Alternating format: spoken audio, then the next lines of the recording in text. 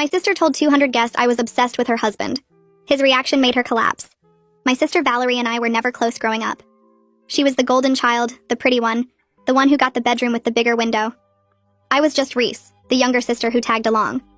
When I turned 22, I moved 3 states away for work, and honestly, the distance helped our relationship more than anything else ever did. We started texting regularly, having actual conversations, and for the first time in my life, I thought maybe we could be real sisters. Then she met Drew. Drew was a guy I had gone on exactly 2 dates with back in college. 2 awkward coffee dates where we realized we had zero chemistry and mutually ghosted each other. When Valerie told me she was dating someone named Drew and showed me his picture, I laughed and told her about our failed attempt at romance years ago. She got quiet on the phone. I assured her it meant nothing, that I barely remembered the guy, and she seemed to accept it. They got engaged 8 months later, and Valerie asked me to be her maid of honor. I was genuinely touched. I took time off work, flew home for every event, spent way too much money on her bachelorette party, and I did it all happily because I thought we had finally become the sisters I always wanted us to be. A month before the wedding, Valerie called me crying. She said one of her bridesmaids had dropped out due to a family emergency, and now the numbers were uneven. She asked if my best friend Cora could fill in last minute. Cora agreed because she's amazing, and Valerie seemed so grateful. She told me she was doing a champagne and gold color scheme, and sent Cora a link to the exact dress she wanted her to wear. Cora ordered it immediately. The week of the wedding, I flew home and stayed at our parents' house. Valerie was stressed and snippy, but I chalked it up to wedding nerves. The morning of the ceremony, all the bridesmaids met at the venue to get ready together. I walked in with Cora and immediately noticed something was wrong. Every single bridesmaid was wearing a deep burgundy dress. Every single one except Cora, who was standing there in champagne gold, looking like she had walked into the wrong wedding. My stomach dropped. Valerie emerged from the bridal suite in her robe with this look on her face that I can only describe as satisfied. She gasped loudly and said to her maid of honor, her college roommate who had replaced me in the role 2 weeks prior without explanation, "I knew Reese would try something. She's been jealous of me and Drew since the beginning." I asked her what she was talking about. She told the entire room that I had been obsessed with Drew for years, that I had tried to break them up multiple times, and that she suspected I had deliberately put Cora in the wrong dress to cause drama on her big day. I stood there frozen while Cora pulled out her phone and showed everyone the text thread with Valerie, the link to the champagne dress, and Valerie's message saying, "This is perfect. Order it ASAP."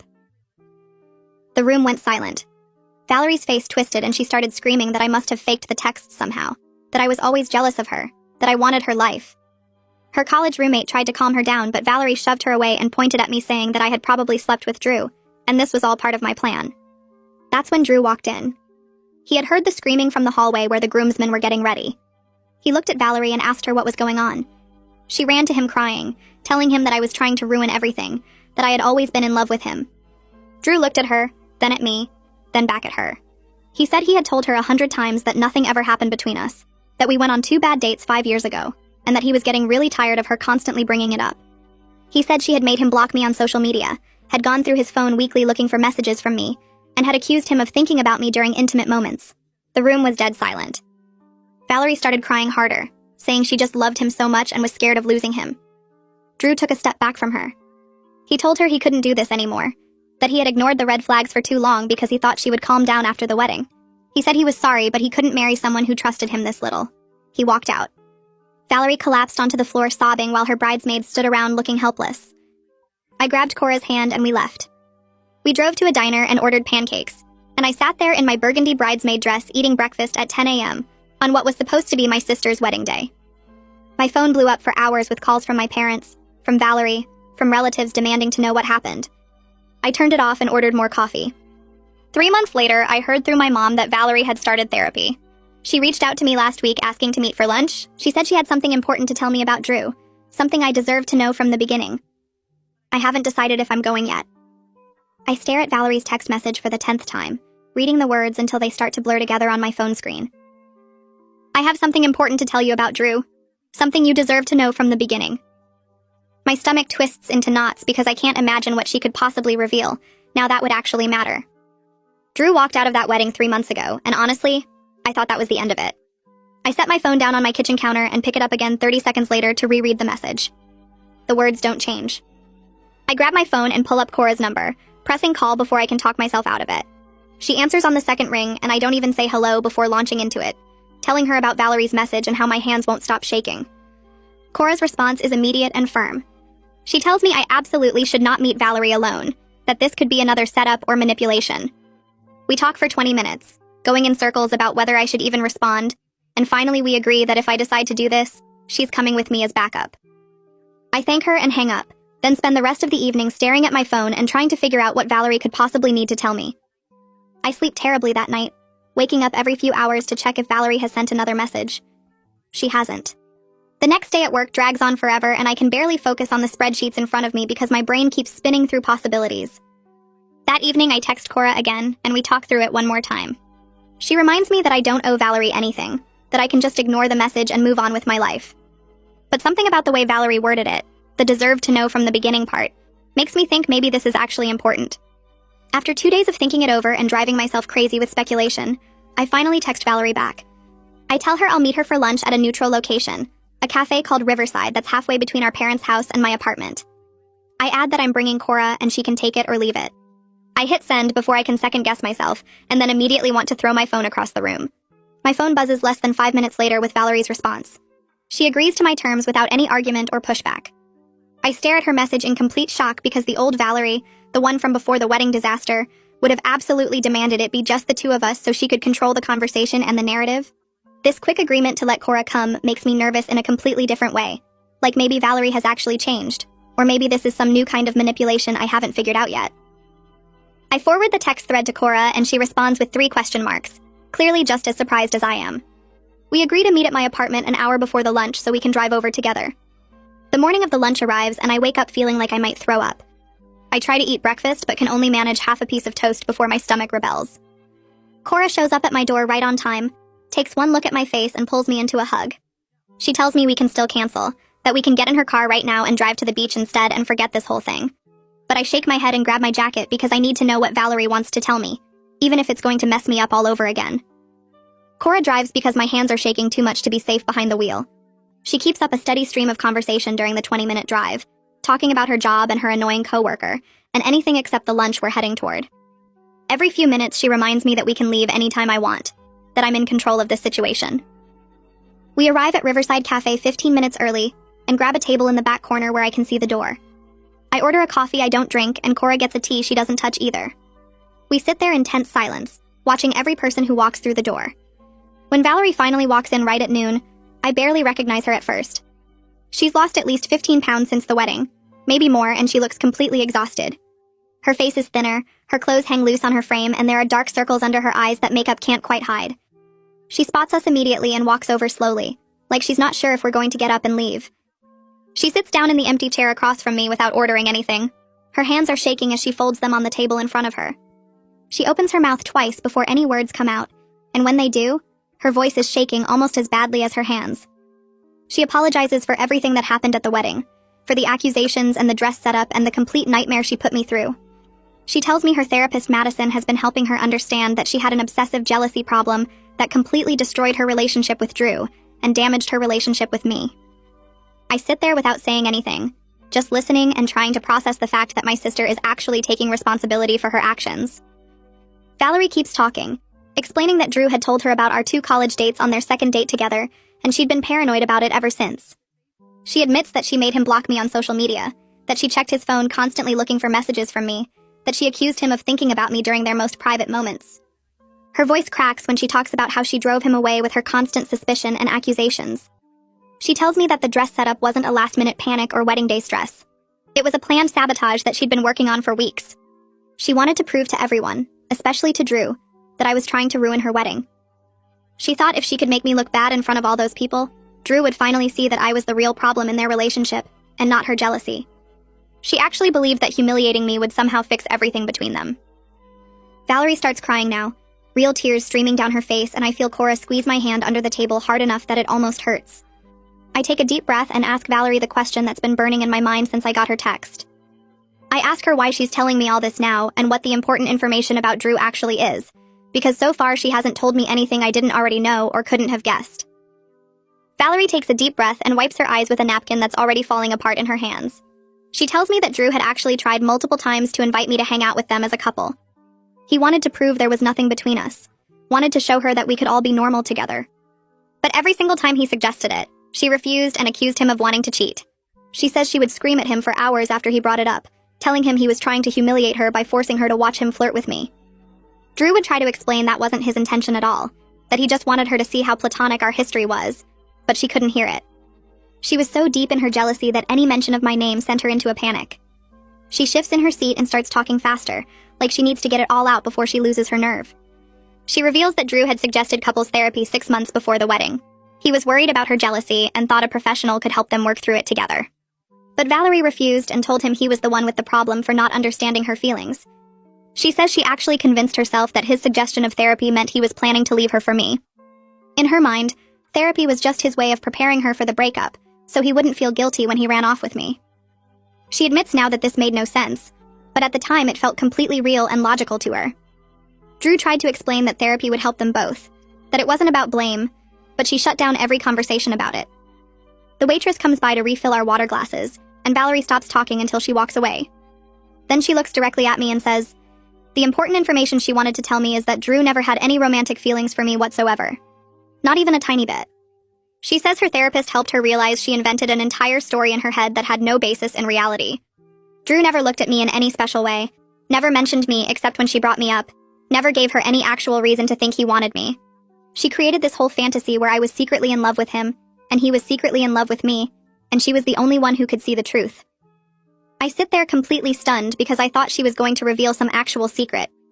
I thought maybe Drew had said something to someone or there was some incident I didn't know about. But this is just her confirming what I already knew, what everyone at that wedding already knew. I tell her I could have told her that myself since I was there for those 2 awkward coffee dates where we talked about economics homework and realized we had nothing in common. I remind her that I barely remembered him when she first showed me his picture, that I had to think for a minute to even place who he was. Valerie nods and says she knows that now. But she spent years building up this fantasy where I was secretly in love with Drew and trying to steal him from her.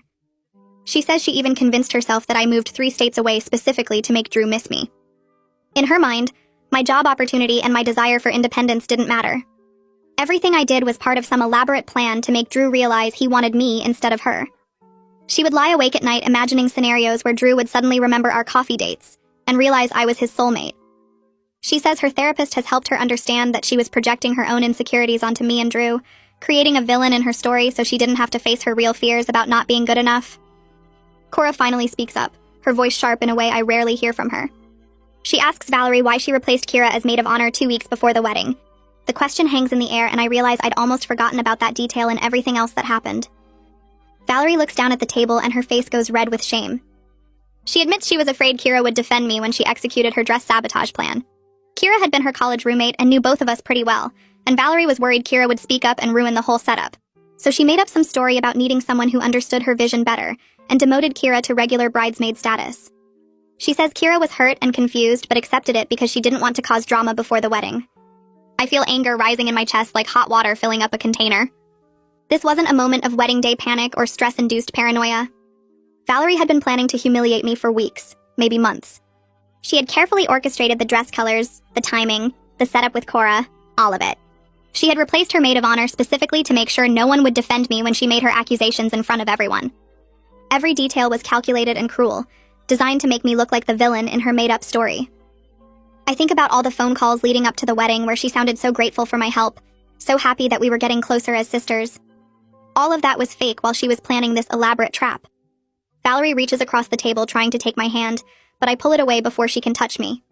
She starts crying harder, and the tears are running down her face faster than she can wipe them away. She says she understands if I never forgive her, that she wouldn't forgive herself if she were in my position. But she needed me to know the truth about how sick her thinking had become. She says her therapist Madison has been helping her understand that she needs to take full responsibility for her actions, not just apologize and expect everything to be okay. She knows she destroyed our relationship and destroyed her relationship with Drew, and it was all because of problems that existed only in her head. I ask her if she's been in contact with Drew at all since the wedding. My voice sounds cold even to my own ears. Valerie shakes her head and more tears fall onto the table between us. She says Drew blocked her number the same day he walked out, and she found out through a mutual friend that he moved to a different city about a month later. She doesn't blame him for wanting nothing to do with her. She says she put him through hell for their entire relationship, accusing him of things he never did, controlling who he could talk to, checking his phone like a detective looking for evidence of a crime that never happened. She admits that walking out of that wedding was probably the best decision he ever made, even though it destroyed her at the time. Cora asks the question I'm too angry to voice myself. She wants to know if Valerie has apologized to Drew for what she put him through. Valerie wipes her face with her sleeve and nods slowly. She says she wrote him a letter through her therapist about a month ago. Madison helped her write something that took responsibility without making excuses or asking for anything in return. She sent it to his new address, but she has no idea if he ever read it. She says she hopes he did because he deserves to know that none of it was his fault, that he did nothing wrong, but she's not expecting or wanting a response. She just needed him to know that she understands now how badly she treated him.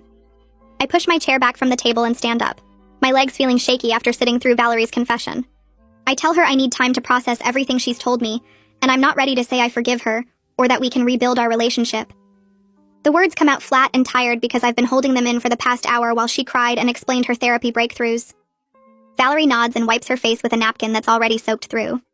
She says she expected that, but she hopes someday I might be willing to try. Her voice cracks on the last word, and part of me wants to comfort her, but a bigger part remembers standing in that bridal suite while she accused me of sleeping with Drew in front of everyone. Cora stands up next to me and puts her hand on my shoulder, a silent reminder that we're leaving now. As we're getting up to leave, Valerie mentions that she's also apologized to Cora for setting her up with the wrong dress.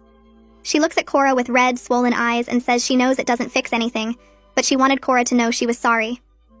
Cora accepts the apology but tells Valerie it's going to take more than sorry to fix what she did to both of us. Her tone is polite but cold, and I'm grateful she's here because I don't think I could handle this conversation alone. We walk out of the cafe into bright afternoon sunlight that feels wrong for how heavy everything feels. On the drive home, Cora and I sit in silence for 20 minutes before I finally break down crying. The tears come suddenly and I can't stop them. Big, ugly sobs that make my whole body shake. Cora pulls over into a gas station parking lot and just sits with me while I cry into my hands. I'm not even sure if I'm crying from anger, relief, or grief for the sister relationship I thought we were building. Maybe it's all three mixed together into something I don't have words for. Cora doesn't try to make me stop or tell me it's going to be okay. She just hands me tissues from the glove box and waits until I can breathe normally again. When I finally calm down enough to talk, I tell her I don't know what to do with all of this information. Knowing that Valerie planned everything, that she deliberately set up that dress situation to humiliate me, makes it worse somehow. Cora says we don't have to figure it out right now. We can just go home and watch bad TV and eat ice cream. That sounds perfect, so I nod and she pulls back onto the road. That evening, my mom calls asking how the lunch went because Valerie told her we met. I give her a brief summary while sitting on my couch with a pint of chocolate ice cream. Mom listens without interrupting, and when I finish, she lets out a long sigh. She admits she and Dad have been worried about Valerie's mental health for years, but didn't know how to address it. This surprises me because my parents never talked about Valerie having problems when we were growing up. Mom says they noticed things but hoped she would outgrow them, which clearly didn't happen. I ask her what kind of things they noticed, and there's a long pause before she answers. Mom reveals that Valerie had similar jealousy issues with her high school boyfriend, accusing his female friends of trying to steal him. She would call him constantly to check where he was and who he was with. They thought she'd grown out of it, but clearly the problems went deeper than they realized. I sit there holding my phone and wondering how I never knew any of this. Mom says they didn't want to label Valerie or make her feel bad about herself, so they just encouraged the boyfriend to be patient with her. He eventually broke up with her anyway because the jealousy was too much. I tell Mom I wish someone had warned Drew about this pattern before he got engaged to her. Mom's voice gets quiet and she says they thought about it but didn't want to interfere in Valerie's relationship. She sounds guilty now, like she's realizing they should have said something. We talk for another 15 minutes before I tell her I need to go. After we hang up, I sit in the dark thinking about how many people saw warning signs and said nothing. 2 weeks after the lunch, I get a text from Blake Goodman, Drew's best friend from the wedding. I recognize his name from the guest list and remember seeing him standing with the groomsmen that morning. He asks if we can talk because Drew wanted to reach out to me, but wasn't sure if it would be appropriate. My first thought is that this is weird, but then I remember Drew was a victim in all of this too. I text back saying sure, we can talk. Blake suggests meeting for coffee the next day at a place near my apartment. I agree to meet Blake for coffee, curious about what Drew wants to say. The next afternoon, I walk into a small coffee shop and find Blake already sitting at a corner table. He's tall with dark hair and looks tired, like he hasn't been sleeping well. We shake hands and I sit down across from him. Blake explains that Drew felt terrible that I got caught up in Valerie's accusations and wanted to apologize for not defending me more strongly that day. He says Drew has been beating himself up about it for months, replaying that morning over and over. I tell Blake that Drew doesn't owe me an apology because he was dealing with his own crisis in that moment. Blake nods but says Drew still wants me to know he wishes he had handled things differently. He pulls out his phone and shows me a text from Drew that basically says the same thing. Blake tells me that Drew had actually been planning to call off the wedding the week before, but his parents convinced him to try one more time, They told him every couple has problems and marriage would make things better. Drew knew that was wrong, but he loved Valerie and wanted to believe she would change. Blake says Drew regrets not trusting his instincts and walking away sooner. He thinks if he had ended things privately before the wedding, I wouldn't have been dragged into the mess. I appreciate that Drew is thinking about me, but I tell Blake that Valerie would have found another way to blame me for the breakup. Her problems weren't really about me or Drew. They were about whatever was going on in her own head. I ask Blake if Drew knew about the dress setup plan, and Blake says absolutely not. Drew was genuinely shocked when he walked into that room and heard what Valerie was saying about me. Blake says Drew had no idea Valerie had sent Cora the wrong dress color on purpose. He thought it was an honest mistake until he saw how satisfied Valerie looked when she started making accusations. That's when everything clicked for him, and he realized how far gone she really was.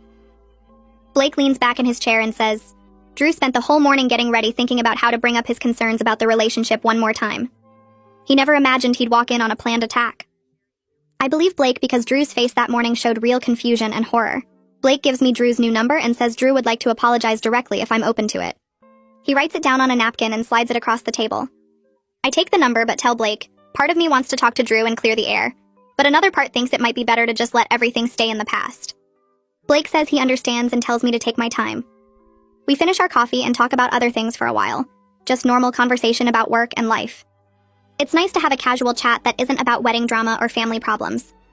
When we leave the coffee shop, Blake gives me a quick hug and says he hopes I'm doing okay.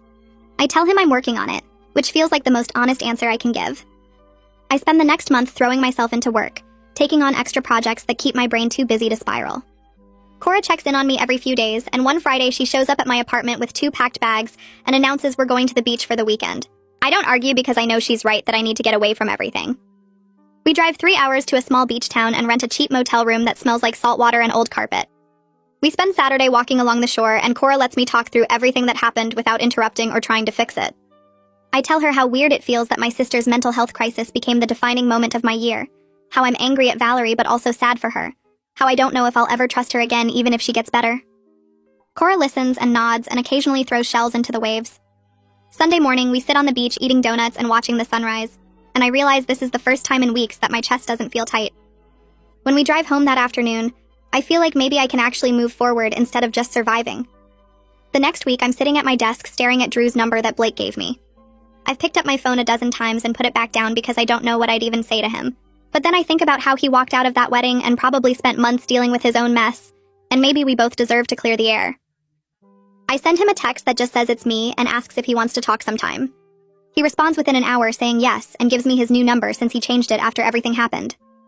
We set up a time for Thursday evening, and I spend the next 3 days being nervous about a phone call with someone I barely know. When Thursday comes, I almost cancel 5 times, but at 7 o'clock I dial his number and he picks up on the second ring. The first few minutes are so awkward that I consider faking bad reception and hanging up, but then Drew says he's been wanting to apologize to me for months, and suddenly the conversation gets easier. He tells me he feels terrible that I got dragged into Valerie's accusations, that he should have defended me more strongly in that moment instead of just defending himself. I can hear genuine guilt in his voice, and it makes me feel less alone in this whole situation. Drew starts explaining how he was ignored so many red flags because Valerie was perfect in every other way. He says she was loving and supportive and funny, and he convinced himself that her jealousy was just insecurity that would fade once they got married, and she felt more secure in the relationship.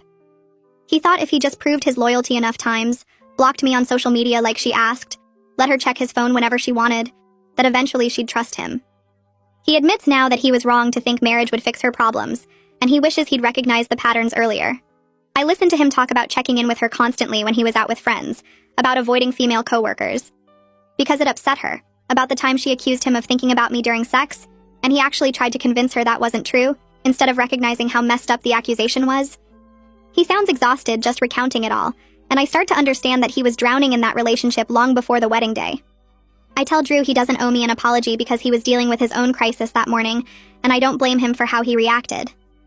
I explain that I was just collateral damage in Valerie's issues, but he was the actual target of all that jealousy and control. We end up talking for over an hour, and I realize he's actually a really decent person who got caught in a bad situation with someone he loved. He tells me about the guilt he felt leaving Valerie sobbing on the floor, how his parents were furious with him for embarrassing the family, how half their mutual friends took her side because they couldn't believe sweet Valerie would do something so calculated. He moved to a new city 2 months after the wedding disaster because he couldn't handle running into people who knew them as a couple. I find myself feeling protective of him even though we're basically strangers, because I know what it's like to be blamed for Valerie's problems. Drew mentions he started therapy right after the wedding, working through his own trust issues and learning to spot unhealthy relationship patterns before they get that bad. His therapist helped him understand that he'd been in a controlling relationship and didn't even realize it, because Valerie's control came wrapped in love and concern. He says walking out of that wedding was the hardest thing he's ever done, but also the best decision because staying would have destroyed him eventually. I hear real conviction in his voice when he talks about it, like he's finally accepted that leaving was the right choice even though it felt awful. He asks how I'm doing with everything, and I'm honest that I'm still processing it all, still deciding if I want to rebuild a relationship with Valerie or just let it go. Drew doesn't give me advice, but he listens, really listens, and that feels more valuable than any advice could be. We end the call agreeing to stay in touch as friends, which feels strange considering he's my sister's ex, and we went on 2 terrible dates years ago. But it also feels healthy and honest. There's something freeing about talking to someone who understands exactly what Valerie's jealousy looks like from the inside. After we hang up, I sit on my couch for a while thinking about how weird life is, how the wedding disaster connected me to someone I never would have known otherwise. I save his new number in my phone under just Drew. No last name, no context, just a person who gets it. 3 months pass and I'm getting coffee before work when my phone buzzes with a text from Valerie. She's asking if I'd be willing to meet again, saying she's made real progress in therapy and wants to share some things she's learned about herself. I stare at the message while my coffee gets cold, trying to figure out how I feel about seeing her again. Part of me wants to ignore it and keep living my life without her drama, but another part is curious about what she wants to say. I text Cora asking what she thinks, and Cora says I should do whatever feels right for me, that she'll support either decision. I spend 2 days thinking about it before I finally respond to Valerie saying yes, I'll meet her. But this time I want to do it alone without Cora there. I need to know if Valerie and I can have a real conversation without a buffer. We agree to meet at the same cafe where we had lunch before, and when I walk in, Valerie is already there at a corner table. She looks different, healthier somehow, like she's been sleeping through the night and eating regular meals. Her hair is pulled back and she's wearing minimal makeup, nothing like the perfectly put-together version of her I grew up with. I sit down across from her and order tea, and we make awkward small talk for a few minutes about the weather and work. Then Valerie takes a deep breath and tells me she's been diagnosed with something called obsessive-compulsive disorder, with relationship-focused obsessions. She explains that her therapist, Madison, helped her understand that the intrusive thoughts about me and Drew weren't rational jealousy. They were a symptom of OCD that made her brain get stuck on fears of abandonment and betrayal. She's on medication now and learning coping strategies in therapy, and she says it's like someone turned down the volume on the constant anxious noise in her head.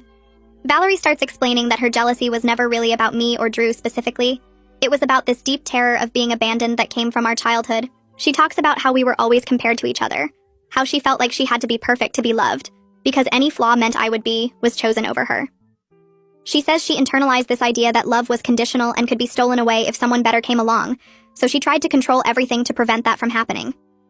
I sit there listening and realizing that while I spent our childhood feeling invisible next to her, she spent it feeling like she was one mistake away from losing everything. We both grew up in the same house but experienced completely different versions of our family, and neither of us knew what the other was going through. I take a breath and tell Valerie that I need to share something too, that growing up I always felt like I was in her shadow. She looks confused, so I explain how I was just the younger sister who wasn't as pretty or accomplished, how I felt invisible next to her. Valerie's face changes and she says she had no idea I felt that way, that she always thought I had it easier because there was less pressure on me. We sit there for a long time talking about our childhood in a way we never have before, both of us realizing we spent years misunderstanding each other's experience. She tells me about feeling like she had to be perfect, or she'd lose our parents' love, and I tell her about feeling like nothing I did mattered because she'd already done it better. It's the first truly honest conversation we've ever had about being sisters. When we're getting ready to leave the cafe, Valerie asks if there's anything she can do to make up for everything beyond just saying sorry. I think about it for a minute and tell her the most important thing is that she keeps going to therapy and working on her mental health, not just for me, but for herself. She nods and says, Madison has been helping her understand that her problems go deeper than just the wedding situation. We walk out to the parking lot together and stand by our cars for a few minutes, just talking about normal things like work and the weather. Before we drive away, Valerie suggests that maybe we could try rebuilding our relationship slowly, like meeting for coffee once a month where we can practice talking to each other honestly. I agree and tell her there's no pressure to become best friends overnight. We're just committing to try. She looks relieved and gives me a quick hug before getting in her car. I drive home feeling lighter than I have in months, like maybe there's a chance for us after all. A few days later, I'm at my parents' house for Sunday dinner when my Uncle Otto pulls me aside in the kitchen. He tells me he's proud of me for being willing to give Valerie another chance while still keeping healthy boundaries. Otto has always been the wise one in our family, the person everyone goes to for advice about relationships and life problems. He says what I'm doing is what real forgiveness looks like, that it's not about pretending nothing happened, but about choosing to move forward anyway. I tell him I'm scared Valerie might fall back into old patterns, and he reminds me that's why the boundaries matter, that I can support her growth without letting her hurt me again. We rejoin everyone in the dining room, and I notice my parents watching Valerie and me interact with this hopeful look on their faces, like they're afraid to believe things might actually get better between us.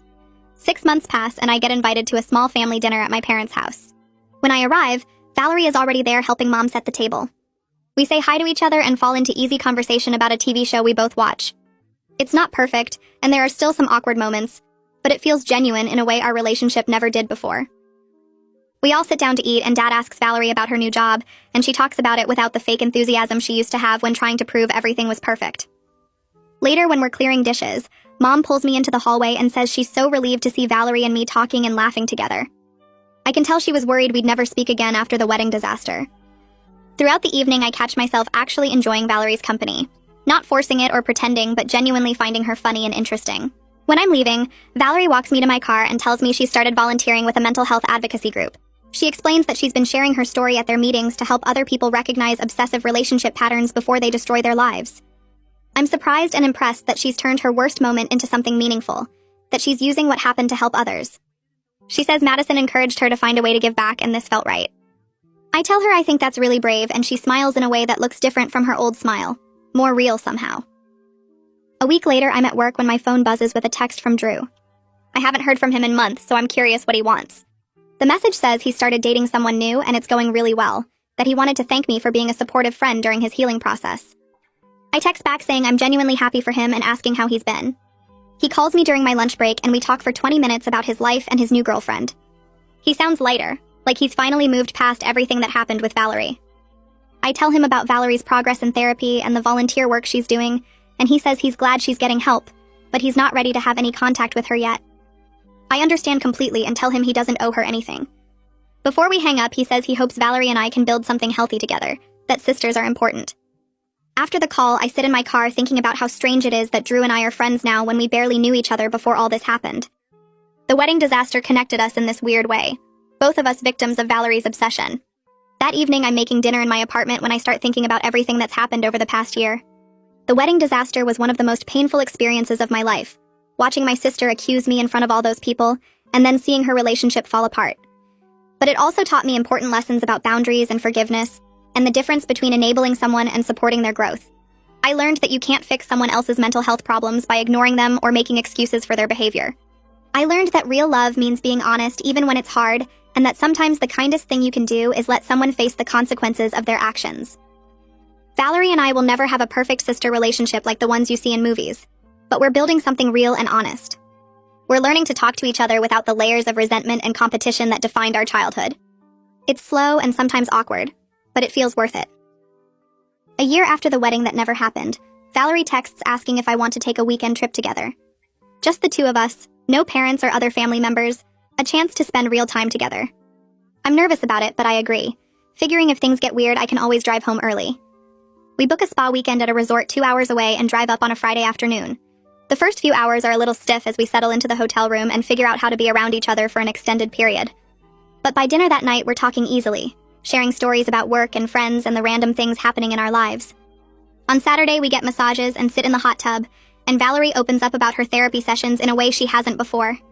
She talks about the work she's doing to understand her fear of abandonment and how it shaped her behavior in relationships. I share my own struggles with feeling invisible, and how moving away helped me build my own identity, separate from being Valerie's little sister. We spend hours by the pool talking about our hopes for the future and our commitment to breaking the unhealthy family patterns we grew up with. Valerie admits she's scared about dating again because she doesn't trust herself to recognize when she's falling into obsessive patterns. I tell her that's what therapy is for, to help her develop those skills. On Sunday morning before we check out, we sit on the balcony drinking coffee and watching the sunrise. Valerie thanks me for giving her another chance, and I tell her I'm glad I did, that I can see how hard she's working to change. As I drive home Sunday afternoon, my car full of spa products and my body relaxed from the weekend, I feel genuinely optimistic about our future as sisters. We've both grown so much over the past year, doing the hard work of understanding ourselves and each other. The wedding day was traumatic, and I wouldn't wish that experience on anyone, but it forced us both to confront truths we'd been avoiding our whole lives. Valerie had to face her mental health issues and get real help instead of pretending everything was fine. I had to learn how to set boundaries and stop making myself small to avoid conflict. Sometimes the worst moments in life lead to the most important growth, and I'm grateful we both had the courage to do the hard work of healing. Our relationship will always have scars from what happened, but those scars are part of our story now. They remind us how far we've come and how much we've learned. I turn up the music and roll down the windows, feeling the warm air rush through the car, and I smile thinking about next month's coffee date with Valerie.